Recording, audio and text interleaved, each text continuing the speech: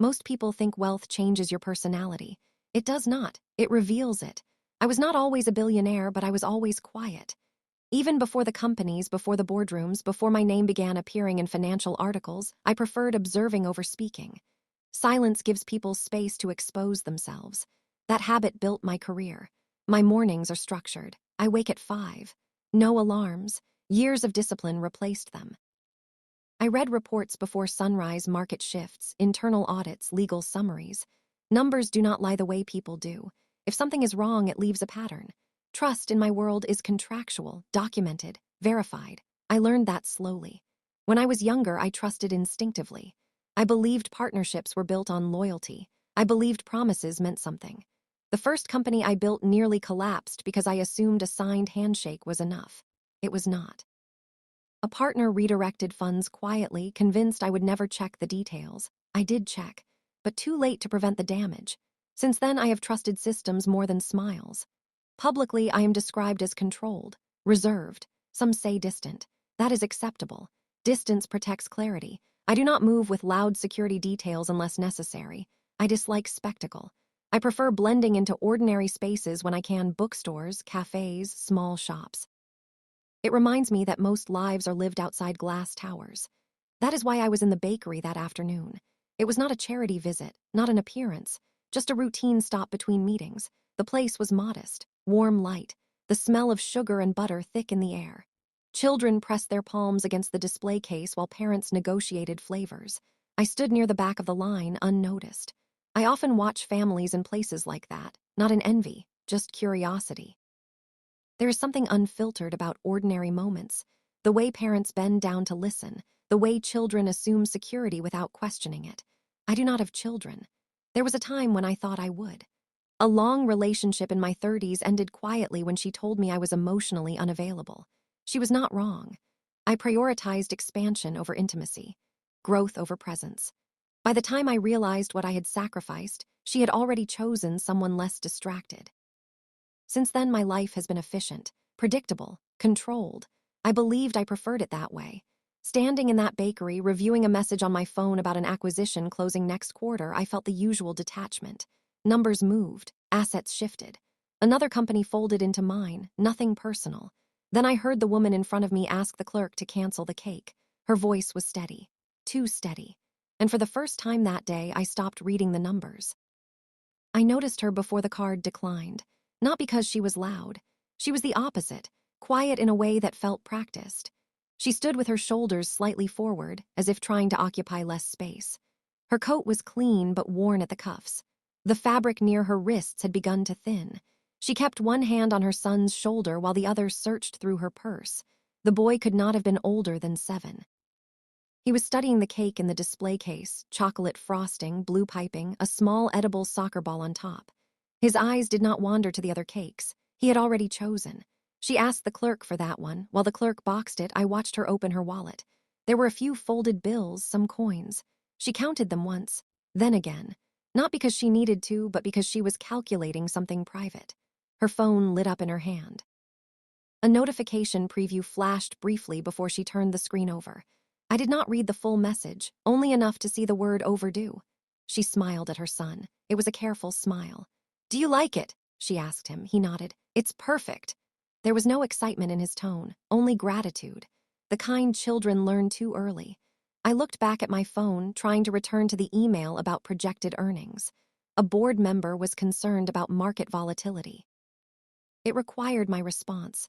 Normally, I would have drafted it immediately. Instead, I found myself listening. The clerk announced the total. The woman inhaled slowly before handing over her card.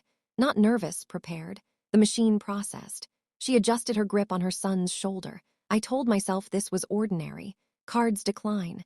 Accounts miscalculate. It was none of my concern. I had trained myself not to interfere in strangers' situations.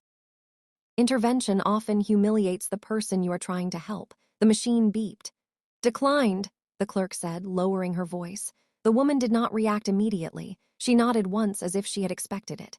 "That's strange," she said softly. "Could you try again?" Her son looked up at her face, not at the clerk. The second attempt processed longer. I felt something shift in my chest, not urgency, recognition.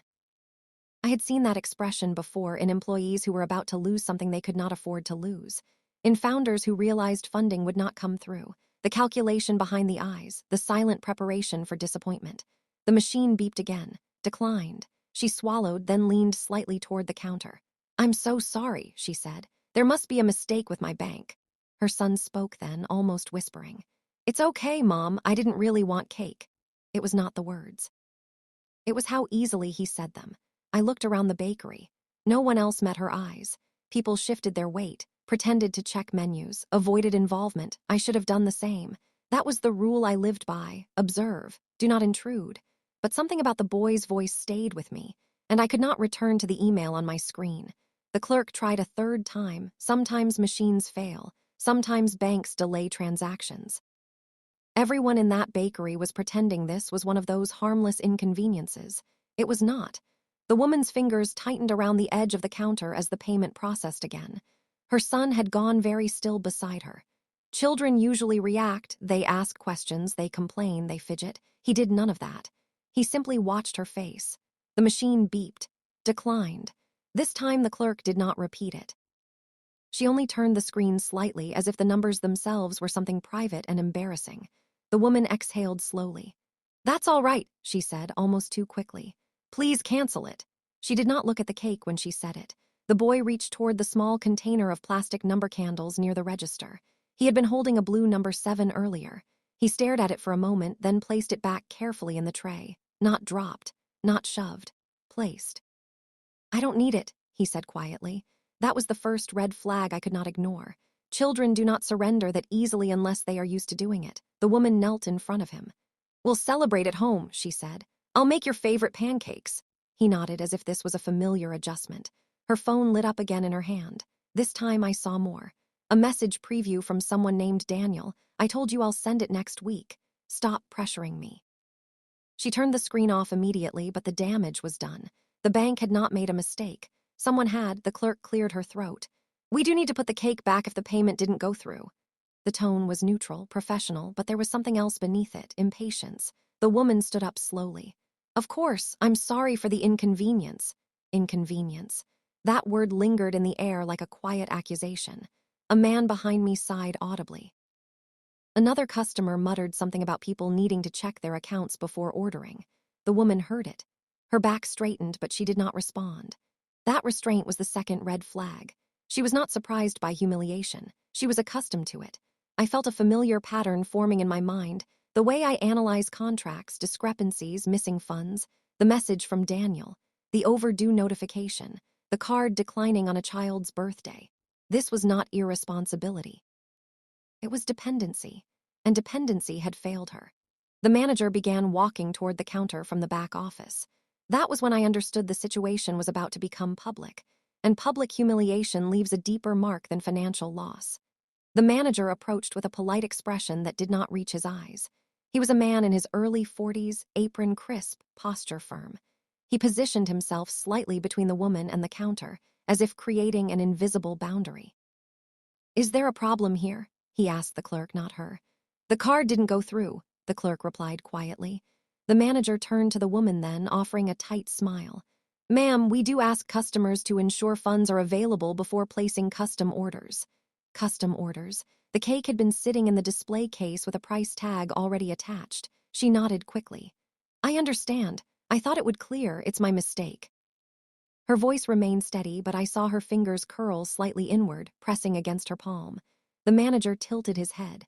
"Unfortunately, we can't hold items without payment. We've had situations where people expect exceptions." People, not customers, not parents, just people. She opened her mouth as if to respond, then closed it again. "I'm not asking for an exception," she said. "Please just cancel it." Her son stood beside her, staring at the floor now. Woman near the window whispered to her companion, loud enough to be heard. "Why promise a cake if you can't pay for it?" The sentence landed in the room like a verdict. The mother heard it. I saw it in the slight tightening of her jaw. "I didn't promise," the boy said suddenly, almost reflexively. "I just liked it." The manager's smile thinned. "Let's not make this harder than it needs to be."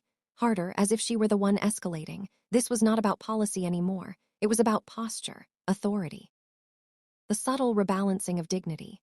She was being repositioned, not as a customer with a declined card, but as someone careless, irresponsible. I recognized the tactic immediately. When someone lacks leverage, the narrative shifts against them. The manager continued, voice measured.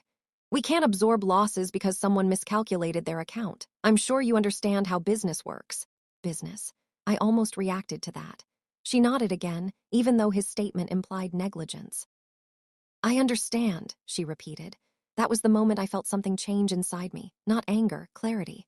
The imbalance was visible now, money-dictated tone, authority-shaped language. The room had silently agreed she was at fault. No one asked why the account was empty. No one asked about Daniel. The boy reached for her hand.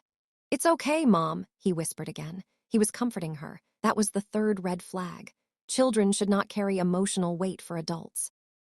The manager gestured for the clerk to remove the cake from the counter. The box slid away slowly, as if erasing evidence that it had ever belonged to them. And I realized that if I remained silent, I would be agreeing with the room. She stepped away from the counter and guided her son toward a narrow space near the window. I just need to make a quick call, she told him gently. He nodded and stood beside a small table, tracing invisible shapes on the surface with his finger. I remained where I was, but I could hear fragments of her conversation, not because she was loud, but because her voice had lost its steadiness. Hi, it's me, she said into the phone, a pause. The payment didn't come through. Another pause. I know what you said, but today is his birthday. Silence on the other end, long enough that even from a distance I could feel it. I'm not asking for extra, just what you promised. Her shoulders stiffened. You said that last week. The name Daniel was not spoken this time, but I did not need to hear it again. Her free hand covered her eyes briefly. She turned slightly away from her son. No, I'm not trying to start anything, she said quietly. I just need you to understand that when you don't send it, it affects him.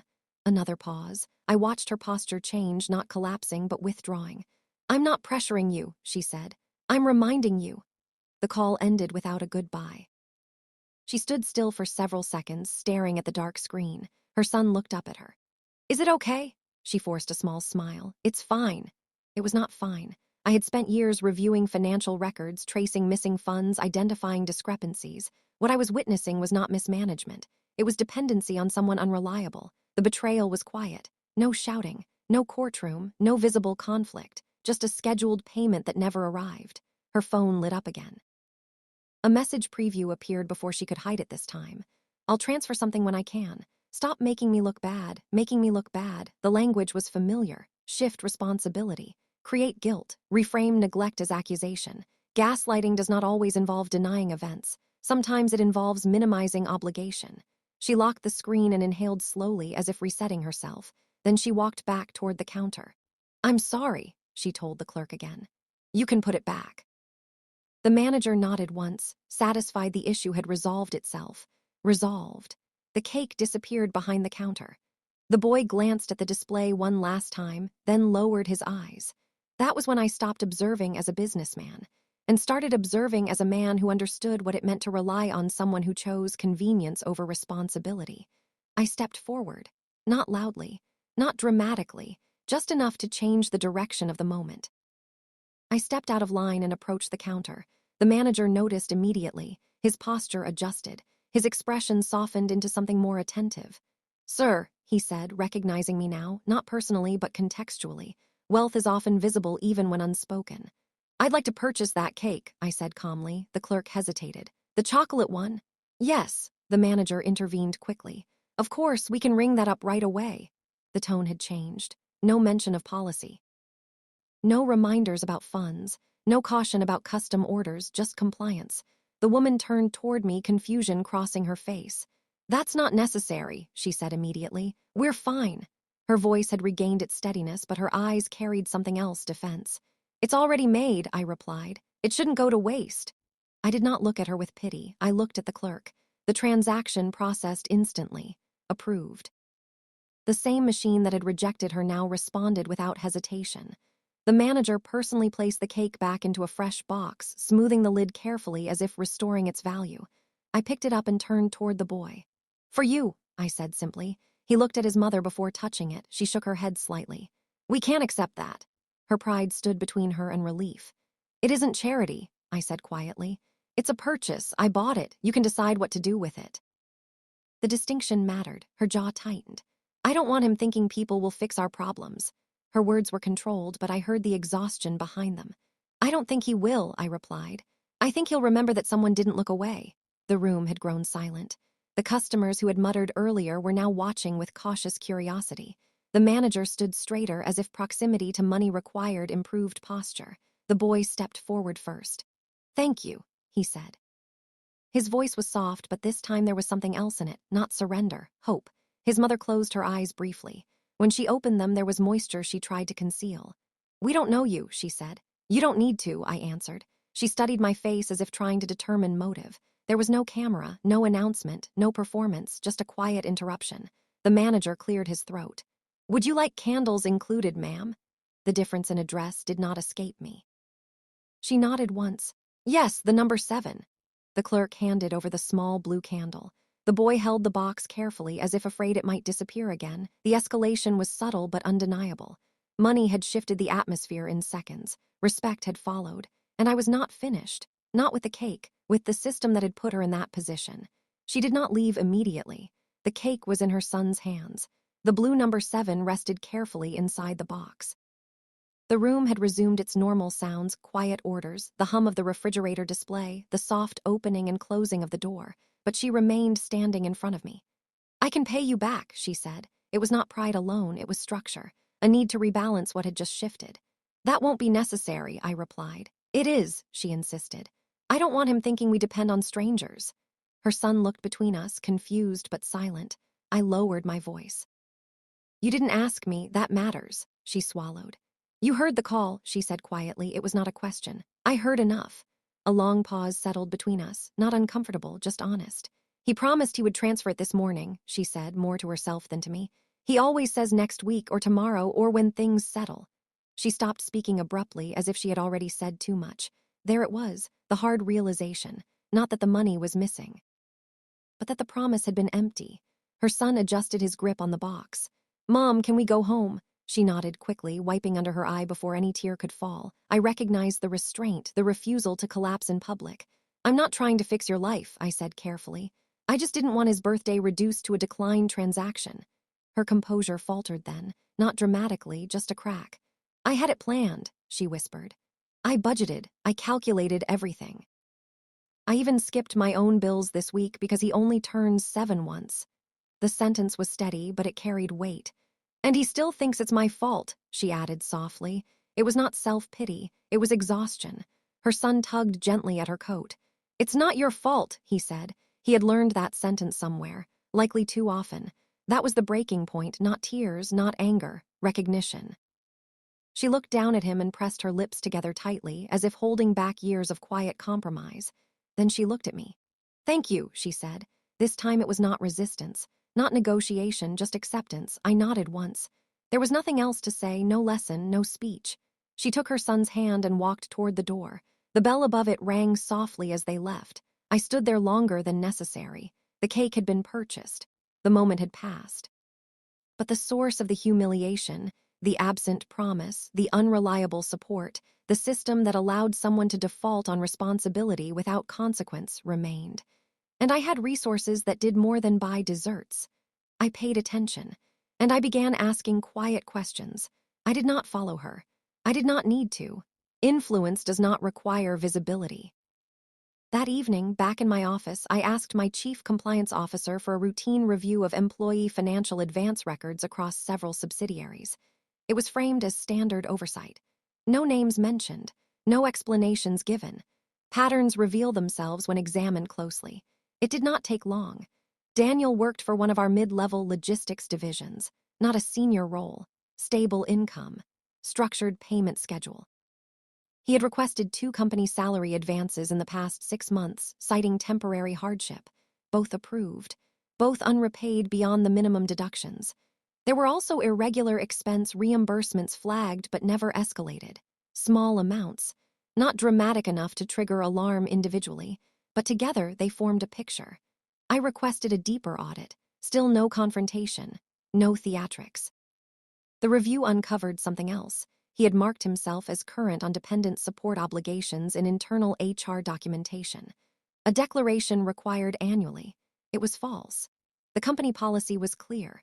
Misrepresentation in financial disclosures could result in disciplinary action, not because of morality, because of liability. The following week, Daniel was called into a private meeting with HR and compliance. I was not present. I did not need to be. I was informed that discrepancies had been identified in his filings, that repayment plans would be restructured, that further advances would be suspended pending review, that documentation regarding dependent obligations would require verification. There was no public humiliation, no dramatic dismissal, just structure correcting imbalance. His tone, I was later told, shifted quickly from defensive to cooperative when he realized the process was documented. Accountability often does that. At the bakery, meanwhile, something else had shifted. I returned a few days later, not to be seen, but to observe. The manager greeted customers differently now, softer, measured, not because he had reflected deeply on dignity, but because he had learned that anyone in the room might carry leverage unseen. Money had reminded him of optics. It was not a moral awakening. It was behavioral adjustment. As for her, I did not seek her out, but systems ripple. Child support enforcement notices were triggered once documentation reached the appropriate channels. Wage adjustments began automatically. Not punitive, procedural. Obligation converted into deduction. Quietly. There was no scene, no apology delivered at her door, just consistency replacing excuse. And sometimes, consistency is the most powerful consequence of all. Weeks later, I walked past the same bakery. The morning light cut across the display windows, catching the frosting of cakes that had nothing to do with anyone I knew. I saw them, the boy and his mother. He held her hand firmly, swinging it slightly as children do. She moved with a lighter step, though the weariness in her shoulders remained. Life does not reset with a cake. Responsibility does not pause for one sweet moment. She noticed me, a brief flicker of recognition in her eyes, not surprise, not gratitude performed, just acknowledgement. She said nothing, I said nothing. The boy looked up at the cakes as if measuring which one might be next year's treat. His mother smiled at him, small and careful, protective as always. I realized that wealth cannot undo absence. It cannot restore promises. It cannot erase humiliation. It can only refuse to look away. That day I bought a cake. That day I observed. That day I interrupted a pattern of quiet neglect. And that was all it was. No spotlight. No narrative for others to consume. No heroics. Just a moment in which the truth, however small, mattered. Sometimes that is enough. Silence returned to the bakery. The hum of refrigerators, the shuffle of feet, the soft ringing of the door, and I walked on. The world continued, indifferent, exacting, but momentarily altered by one refusal to ignore what was unfolding before me. Quiet, heavy, real, the end.